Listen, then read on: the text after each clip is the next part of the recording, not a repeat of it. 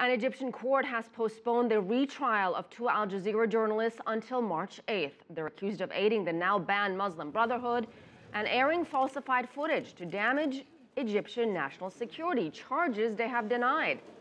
Human rights organizations and media groups have condemned the retrial. The two journalists were freed earlier this month as they await trial, but have to check in with authorities every day.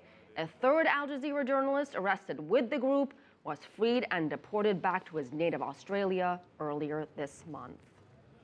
Egypt's president has reassured his nation that he remains fully in control. President Abdel-Fattah al-Sisi delivered the message in a televised address. He also promised a series of reforms. CCTV's Adel Mahrouhi reports on what he had to say and how his speech was being received on the streets of Cairo.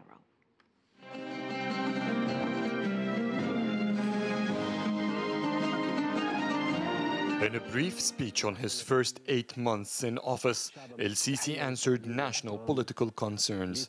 He admitted that innocent youth are being held behind bars, but promised to release them in groups, the first in a few days. The country has been troubled by the deaths of activists and el-Zamalek football fans, allegedly at the hands of police. The president promised to hold any official accountable if found guilty. Many Egyptians admired his words. It is a great start. He was talking as if he is a common man, like those we speak to in the streets. Very simple words. I'm very happy with that.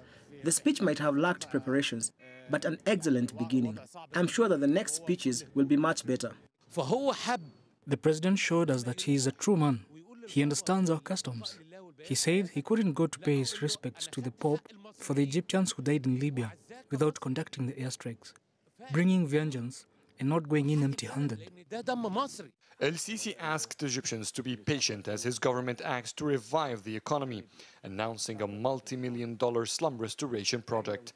While he focused on domestic affairs, El-Sisi addressed international concerns around Libya and a nuclear plant deal with Russia.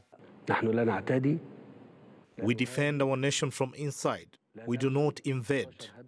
We have hit 13 sites that were carefully studied. We precisely gathered information on the location and who is in it. I am saying this so that no one thinks we hit civilians.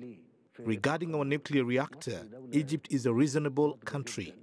It doesn't take risks and it has not hidden agendas. We are seeking peaceful nuclear energy.